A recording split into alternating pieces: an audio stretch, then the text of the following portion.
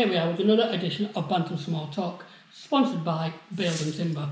More than just Goodwood. I'm absolutely amazed and delighted to be with the one and only Mark Claude, who's invited me up to his house. So, first of all, Mark, I want to say thank you very much for that. Welcome. And before we start, I've got something for you to say thank you. Yeah. So that's for you. Thank you very much. Nice red. Thank you very much. I'll just pop that over there. Yeah, no problem. Get out of here.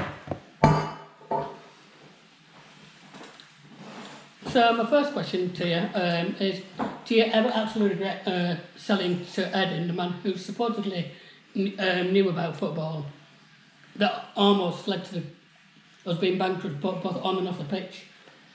So, you know. Yeah, well, I didn't want to sell to Edin. I didn't trust him, so I got outvoted.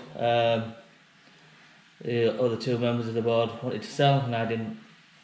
So really, I didn't have a choice. That's no problem. Would you ever consider taking over City again in the future? I'd probably invest in it. I understand that there's a lot to run in Bradford City, and I don't suppose you'll really know if you're not that involved. And I think just one single person, it's very difficult. I think we built up a good team with Julian, myself, and Dave Baldwin at first, and then obviously James Mason came along. So I think you need that sort of team to make sure that the club starts to move forward. Yeah, and obviously as your time as chairman, what's your favourite memory? Was it the Chelsea win? Was it the playoff win, or does something else spring to mind? Your favourite? I have two, really. You won't know this, but when we played Swansea in the final, they wouldn't let us play the national anthem because they were a Welsh club, and it really disappointed me because I've always wanted to, be there when Bradford City was at Wembley and sing the national anthem. So I suppose when we played Northampton and they played the national anthem, that was joint, probably the best time at Bradford for me. And then the second one has to be the Chelsea game. Although the Leeds win after so many years comes close third. Out of football, what other things are you interested? What are your other hobbies and interests? You playing in golf or anything like that? I go to the gym 3 times a week. I know I don't look at it, but I do. And really family, and just looking after family and mixing with the family. Fine, I know, I can edit it.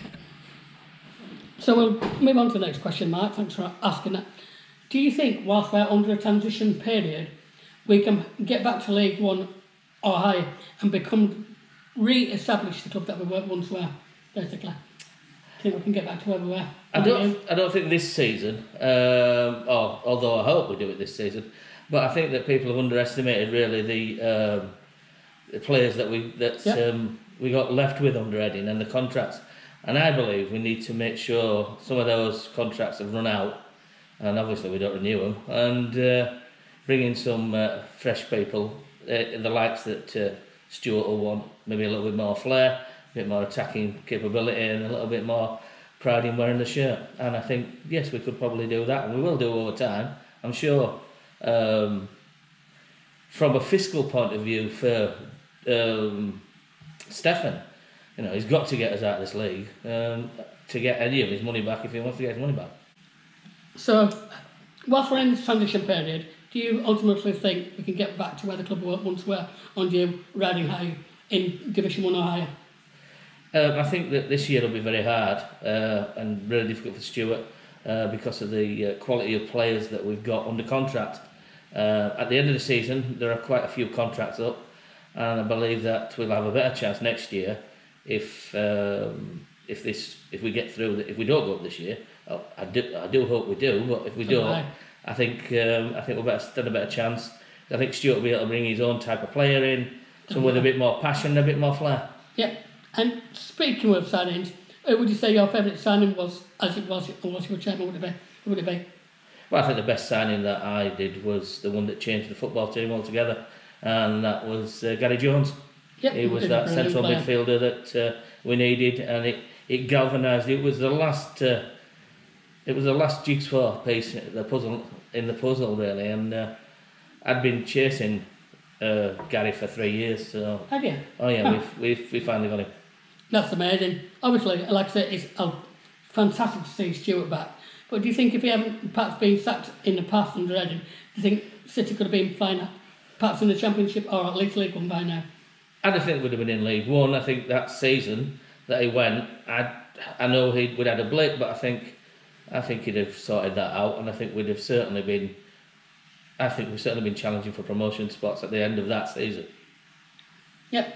Who was your idol whilst you were growing up as a child? As a child, obviously. I mean, you've got to turn around and say that as a child, I'd say George Best was the ultimate sort of player. But my idol really would be Bobby Ham, Bradford City. Yep. I can ask you what first attracted you to Bradford City and becoming a chairman?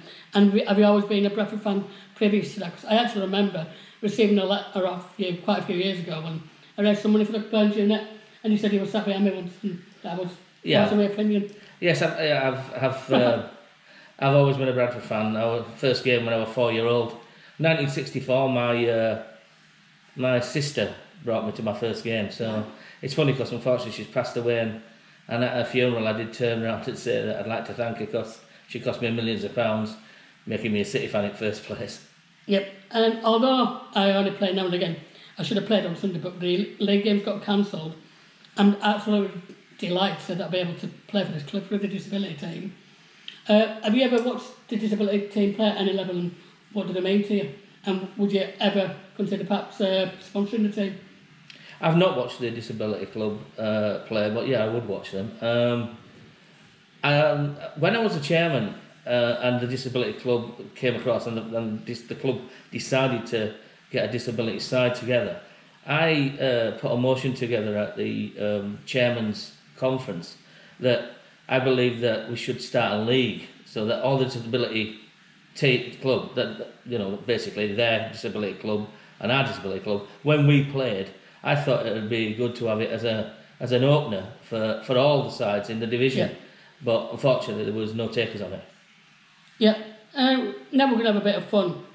Have you ever watched Teammates on like Soccer AM? Yes, I have. We're going to have a quick game, but from your perspective, if that's okay with you. Okay. So, who was your most skillful player signed? Most skillful player? Between two, really. I mean, I've got to say Kyle Reid got bums off of seats. He did. Because he did. He could make the side really exciting. But I've got to go with Naki Wells. I mean, his ability to hit a ball without any backlift, it was amazing. I would have had the worst dress sense. I want to go back a bit here and go old, and it's you, Mega. It's Mark Ellis. Mark Ellis's dress sense is awful. The biggest shock, the biggest, allowable offer would be a bit of a... And that would be Davo. That would be Davo from the cup sides and things. Yeah, Davo, the captain, he was a bit of a joker. I've got to ask you, who was the longest in the shower then? Oh, Jamie Lawrence. Without a doubt, Jamie Lawrence. Worst taste in music then? Worst taste in music? I'm not going to go for the footballer, but I am going to have a dig at my son. Brandon's music is awful.